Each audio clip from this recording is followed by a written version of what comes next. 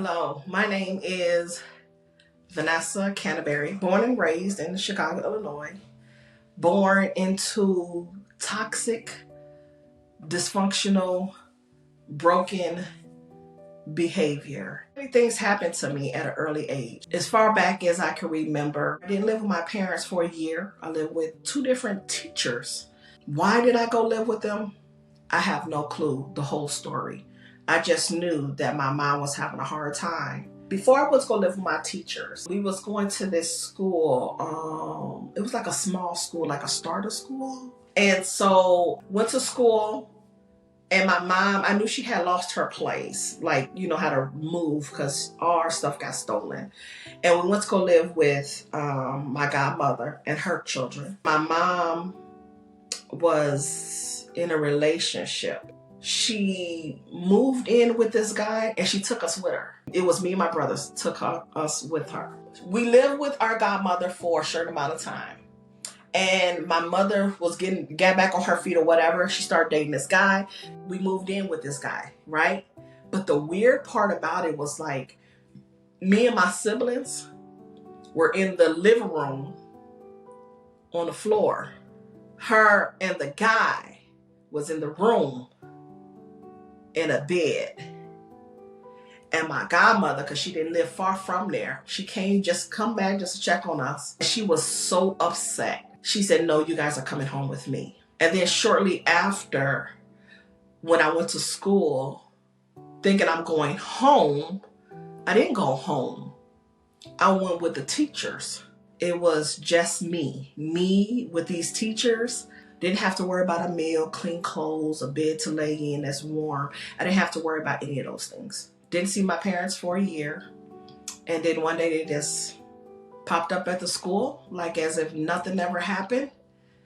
And just to come and get me back from my teachers. So as soon as they came back to get me, I didn't know that my life was going to be thrown into the pit of hell.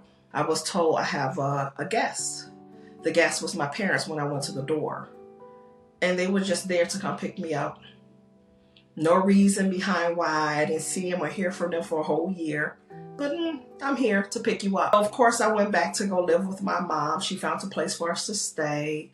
And I thought things were going to be great. I don't even think it was a year later. My mom started dating this guy. And the guy he helped her with, the bills. And she was happy or, all of those things. But then there was a point where my mom will always say, ooh, my daughter really loves him, just really loves him. And I'm just like, you just don't get it. I remember being in my room. And I thought it was so cool because I finally got my own room. I had my own half bathroom. I said, oh, okay, I got my own little space in the back of the house.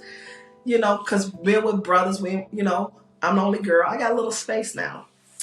In that little space, one day, he was drinking. And when he was drinking, he would pass out. It was just starting to get extremely worse, like on a daily basis where he's always drinking. It got to the point where I would wake up and he's on top of me. When he was too drunk, when I wake up, my mouth is covered. So there's no noise coming out of your mouth. You're scrambling around, hoping that don't touch me, get off of me, pushing them off of you as much as you can, kicking and screaming. Next thing you know, your underwears are being pulled down. And then you're being threatened throughout the process. Don't you tell your mother. Because I'm going to kill her. And then when I kill her, I'm going to kill you. It was so horrible to the point where when I get out of bed, I would look under my bed to see if the monster was there. The person that my mom said that I love so much, it was a complete nightmare that I could never wake up from. And the nightmare continued to happen for years. Not just with him, but with others too. I would say to my mom, I really don't like this guy. And she was like, don't worry about it, baby. He's a good guy. I never understood it. But I had to accept it because, again, I'm a child. And it started to happen more and more and more. And then it was telling my mom this one particular day, she was and it's the most happiest mood ever. And I would say, Mom, I really don't like this guy because he's really inappropriate. He's touching me. He's doing things to me that I never understood. And she would say, baby, what are you talking about? And I told her, well, I wake up and he's on top of me. And she just completely got quiet. She shut down and she went on to her room. A little bit after that, they broke up, but it didn't make it any better because the family friend started to come around a little bit more. The family friend will take me to the store. He's taking me to the store, right? As he say, but you got to make a stop. The stop ended up being his place. He said he's going in there because he forgot his wallet or he forgot something. But then next before we leave, he rapes me. And then he'll finish on as if nothing ever happened. And we'll go on to the store and come back home. When you're being threatened, what do? And so it happened again. And then it happened again. And it's like, how much more is it going to continue to happen? And now it was to the point I was so excited, which is, some people probably think it's weird, that this guy, he ended up getting arrested for another crime. I felt like I was so free. I didn't have to look over my shoulders anymore. I was free because he's not going to hurt me anymore. Well, I thought that was the end of it until the neighbor did it to me. And as I went back home, because he was in the same building, when I went in to go get the candy, he raped me. When I went back home, my mom looked at me and she went on about her business as if she had a inkling something happened. But because we had company at the time, she didn't say anything until I told her. Again, she got silent, didn't say anything. And so we moved to another area. Before we moved to the new location, my friend, I was going to visit her to see if she'd come outside. And her father said, oh yeah, she's in here. Let me just go in here and get her. You go sit on the couch and you can wait for her. I said, no problem. And then it happened again. But this time it was different. It was like I was a child because all he did was give me a couple of dollars. She was never there. And send me on my way. I don't know what I'm doing. I don't know where to go. Who do I trust? Because the person who I thought supposed to protect me, they didn't protect me. I'm having this conversation with my friend. A couple of days later, her mom comes to my mom and have a conversation. As I walk into the house, my mom, she loves to play video games. And this is one video game that she would play. But she looking straight ahead. And she said, did you have a conversation with this person? And I said, yes. I had a conversation with her. My mom looked at me, then looked back to her TV, continued on playing her game, and she said to me, you know that never happened, so stop saying that. It broke me to the point where I was like, dag. So what I'm telling you, that means all the time when I was saying to you, that means you never believed me anyway. Me being a kid, I just stayed to myself. I shut down and I cried so hard. And I just did what she told me. The person who supported me when nobody else did, the person who always checked on me when everybody else gave up on me, the person who didn't see the trauma that I carried to mistreat me like everybody else. He just treated me just like a human being. My brother, tomorrow will be 13 years, my brother was murdered. And the crazy part, he was placed into a group home when we were younger. So for years he lived in a group home.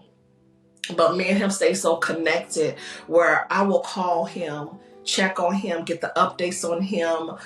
We talk multiple times throughout the day just to get updates because that's what all I had. It was just my brother. Even though I had another brother that's older, he was too busy trying to survive. When my parents showed up at the school to pick me up, and my mom have a new place, it's just me and my older brother. The middle brother wasn't there. Come to find out, he was in a group home. Why did he end up in a group home? I believed he ended up in a group home, just like I ended up with my teachers. He went to the group home. It was like we was all separated. Everybody was separated. And then you just come back together and find out, okay, this is where he at. And now that I know where he's at, and I didn't find out where he was at till, my goodness, years later, where I found out where he was at, to finally get down to what's the phone number? How can I contact him? Anything. Because I believe that if he was there, if any of this stuff would happen, it would have shut down quick. Yeah, I don't think none of this stuff would have happened because he was so protective of me. I get a call one day and I was about to get ready to go to bed. And my mother called me and she said, the hospital called her and they want the family to come up to the hospital. I get in my car, maybe a block or two away. I get a call from my mother screaming and crying that my brother was dead. We get to the hospital. The worst day of my life. Because I talk to my brother every day. Every day, I will always send out inspirational messages. And he was like, Dad, where are you getting this from, sis? And I said, well, you never know what people are going through. So I would send these messages out. And the one time he responded was 2 days prior to him getting killed. And he always would say to me, so many people gave up. But you didn't. Keep fighting, sis. It's crazy because 30 days prior to that, he was telling me a story. He just needed to understand his family. And then he said, I understand why you stayed away. I see why now. When I tell you, no matter how many times siblings get into it, he always, if he know he need to fix it, he gonna find a way to fix it. And even in the midst of all of that and me being the black sheep, I stepped up and I did everything I possibly can to make sure that he was sent out the right way. Even though I was treated like from my mom, I got to get this right for my brother because he was the one who was standing in the gap when my dad or my mom didn't care about me. So I got to at least do this. Even though he had his own issues, as we all do, my goodness, he was a stand-up guy. He was loyal. He was committed. He was determined to do better. You know? He was determined to make a difference. He was determined to be an amazing dad. He was so determined. And that was taken away from him. All he did was walk down the street to go to the store from his house. And 2 teenagers came up to him and took his life. My brother would be so proud of me right now. That I do know. That I do know. So when he told me to keep fighting, don't give up, I keep fighting. I keep fighting because my kids have to experience different. That's all I wanted to do was break a cycle. I knew this family was so messed up, but all I wanted to do was break a cycle. That was it. I'm no better than nobody else. I just want my kids to have different. It is crazy because even though I've been living on my own since I was 17. Teen mom since I was 16, had my second child right before I was 17 and a half. I lived on my own. My mom put me out at 17. And then next thing you know, I got pregnant with my daughter. But this is the crazy part. Anytime that I did something, I was thrown away. I was put into a group home until I had my daughter. And when I had my daughter, maybe a couple of months later, my mother shipped me off to California. Went there, finished school, came back. And any way that she could possibly get rid of me because I'm a problem now. I have a child. So when she shipped me off to California, it was Valentine's Day, 1993. And I ended up in California with my uncle and his wife and family. She sent me up to finish out school, which was homeschooling, for some months, probably like September, October. And then they sent me back to Chicago. When I came back to Chicago, they let my mom know that I was on my way back to Chicago. My mom went out to go and eat and left me and my daughter there. Their father is the one who came and picked us up after he got off of work. And then shortly after that, it was January, she opened up, she asked me for some information from my daughter. And I said, I don't think I have that. I think the dad has it. And so she said, if I don't give her the information by the end of the day or something like that, I have to leave. Me and my daughter will have to leave. And so I called him and asked him, do you have this information? Because I don't have the information. It's not where it's supposed to be. And he said, well, I have it. And I said, oh, because she's asking for it and I don't know. So I told her that he has it and he needs it or what have you. And she said, okay, then, well, you got to go. I was 17. She opened up the front door and me and my daughter, only just to pick up our stuff about a month later. My life was interesting because I've been working since I was 7th or 8th grade. I worked. And then when I had my daughter, I worked. And it was always, I had to give, turn over my money to my mother. And I'm just like, okay, but I can't even eat in your house because you're always mad. I'm confused. And when I finally said, well, what, how am I going to take care of me and my daughter if I keep giving you my money? It makes no sense. So she didn't want to hear that. Her house, her rules.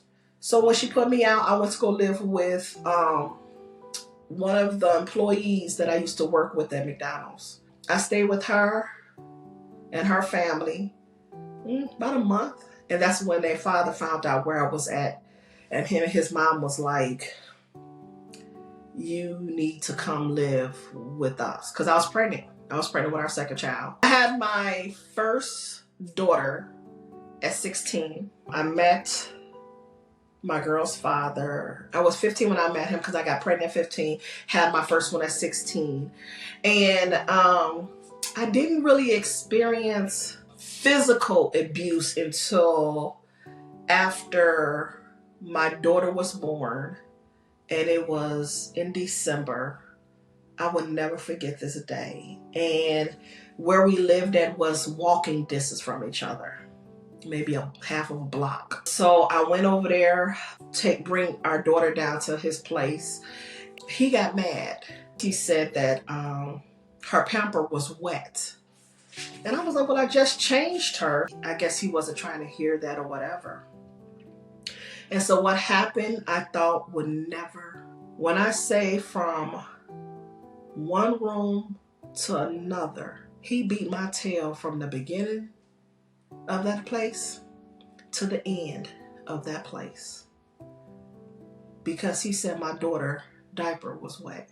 The crazy part, people were there and didn't stop him. Once he stopped, I grabbed my daughter and I left. I went home and I just cried because I was in shock. That's not what I wanted to have for my kids because I seen this happen time and time again with my mom. So here we are now. This is happening to me. But it didn't stop there. I remember that it was maybe a month just living there. And he didn't have work the next day. And our daughter had wasted juice on the carpet. And I had, got it out the best way I could. And he said, as he's walking back to his room, he said, just wait till my mother leave. So I said something. She said she didn't hear it. I said, okay. I never thought it could get any worse. So this particular day, he didn't have to work. I'm pregnant with our second child. And as he said, I'm going to get you. He did. I walked into the room. Back then, remember the phones? There was long cords. It was on the floor. And when he hit me, I fell. But the way that I fell, My leg went one way and my other leg went straight. And so I reached for the phone to call the police. They answered. He noticed, he hung up. Before you knew it, he was at the door. He picked me up off the floor because I couldn't get up anymore. And he put me on the bed. And he turned around. He finally went to the door. And it was saying, what happened? They got a call and everything else.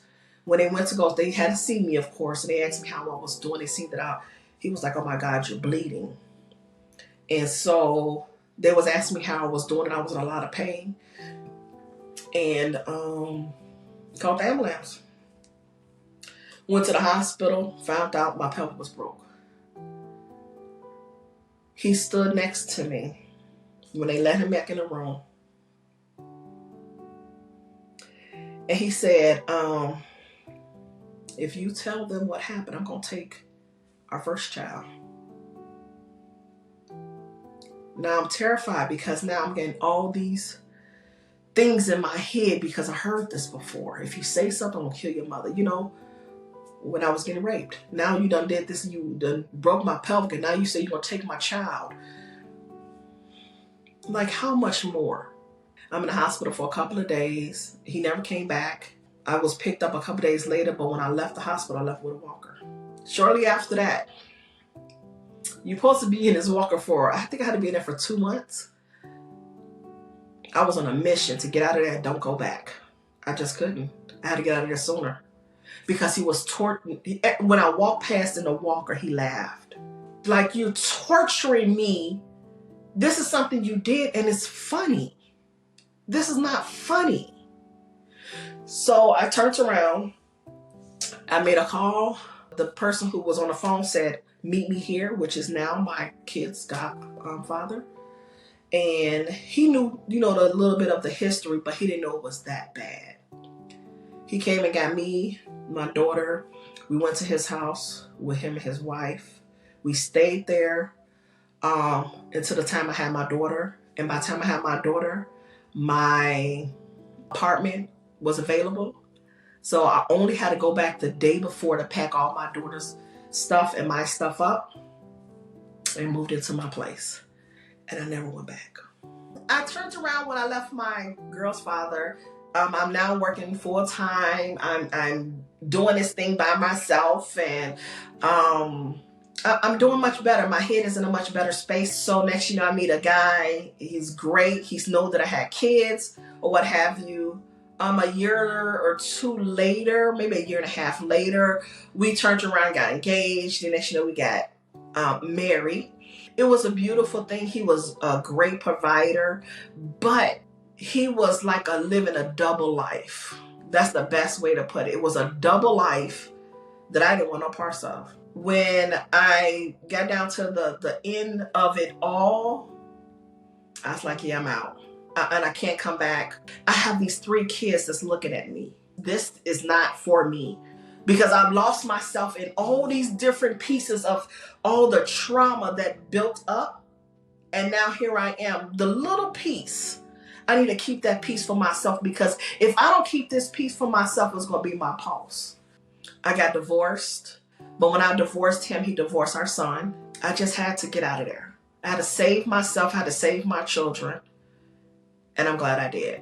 Once I started doing the work for myself of healing, because I didn't want to move into my home and bring all this extra trauma with me. And I had to address people, places, myself, of those things before I move into my house. So I had a goal.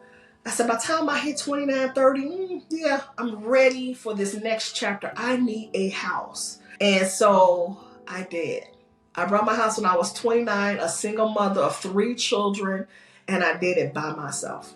That right there gave me reason to keep fighting.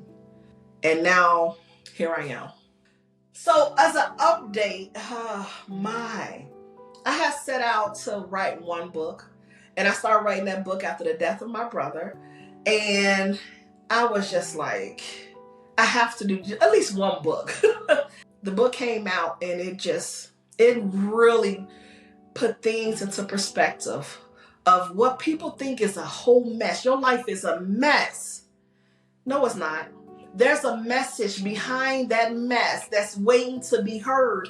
And I was willing to share my story with these books. And with the books, it opened up so many people's eyes to know they not alone. And when I put my first book out there, my sister said, please make sure you send one to our mom. And I did. Did I ever hear an update? No. To this day, I never heard an update. But I know with the depths of my soul, with the healing that I've done, I no longer need their approval to move forward. And so now I am working on my 10th book, and they all been self-published. It's been recognized by so many people. I've been blessed to be able to help other people, including celebrities, to self-publish their own book. Oh my God, my books have opened up so many doors because I write about the trauma, but I also give you a resolution on how to heal from that trauma, to let you know that you don't have to stay where people think that you're stuck. You're able to move if you're willing to move and do the work. It takes massive action. When I tell you the journey is a journey, but you cannot give up. You're going to be tested. People are going to say what they want to say about you. You have the opportunity to change the story. And that's what I did. I changed the story